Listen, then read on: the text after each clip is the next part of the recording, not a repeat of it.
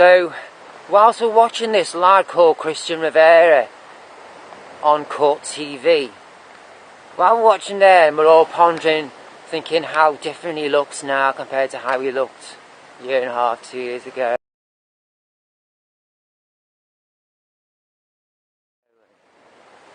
Watching him yawn casually as he sat there, completely reclined in a state of relaxation. While we're looking at this boy, we mustn't forget the heyday of his crime.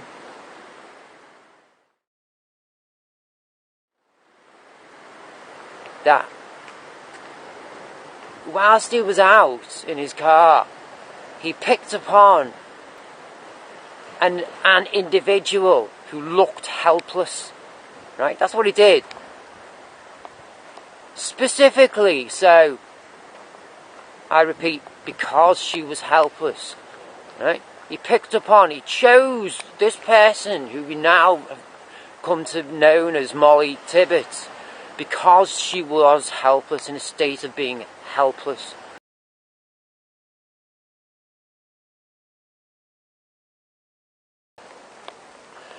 He was able to pass his driving license. He was able to talk with other people. He was able to dispose of a body and continue life after that without another person realising what he had just done. So he was an able-bodied adult. Please don't forget that. Regardless of what anyone may say, oh, he was just a young person coping with adolescence and he was suffering mentally because he was not in a country where he was completely happy. Please don't be whitewashed by all that. All those ties and bows and ribbons. Don't let us all be whitewashed by that. Because this person Christian Rivera was an able-bodied adult, both mentally and physically at the time. Like I say, he could drive a vehicle. He could hold down a job. Speak another language other than his native tongue. Perfectly able-bodied person.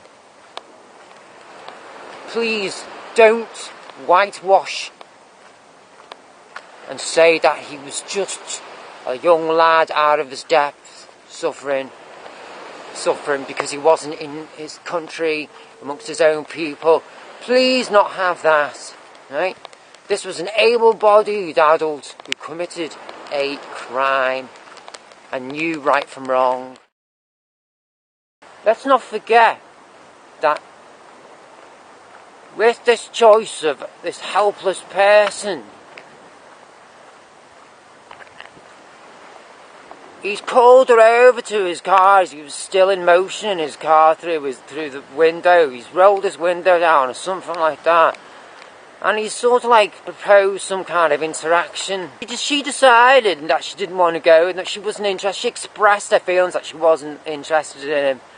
But this guy, who we see in the doc now, Christian Rivera, we can't forget that he decided that he wasn't having any of that.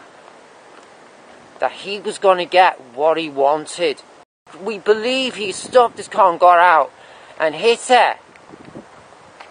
He's run over, approached her and hit her with extreme force. Or after she has said that she didn't want to know him, he's run her over in his car, right? And then he's dragged the body into his car. And whether she was dead or alive, then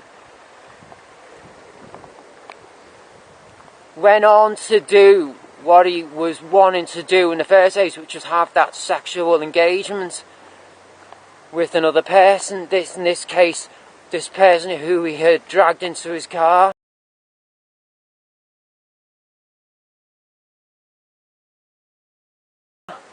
He wasn't going to be happy, he wasn't going to settle for anything less, whether this person was dead or alive, to have this physical interaction with this person, a sexual engagement with this person who looked helpless.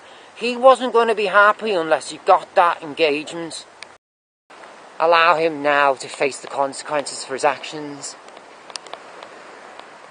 Otherwise, we will be disrespecting every other person who goes out there in the open roads and jogs. We'll be disrespecting every other person who does that. Who wants to be able to just leave their homes in safety, go out there and just do what they want to do according to the law. We'll be disrespecting every person who wants that to be part of their lives. If we allow to jump on the wagon of, oh, Christian was just a young lad who didn't know his own mind at the time. Rubbish. He was able to drive a car and continue life that day after he dumped her body in the cornfields as if nothing had happened. That takes an able mind and an able body. End of story. He knew what he was doing at the time, and he knew it was wrong. Knew it was wrong. Everyone would have known that was wrong if they had committed that themselves. Otherwise, why didn't he speak of it that day to anyone? As if he had just made a meal, or gone to visit someone, or why didn't he just speak about it as casually as that?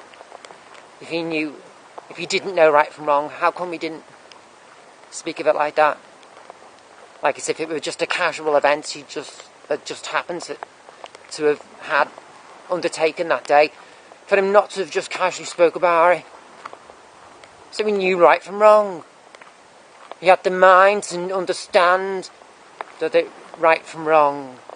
So he was perfectly able-bodied at the time of the crime, perfectly able-bodied. So let's do the right thing and allow him to face the consequences of his actions, please. Over and out.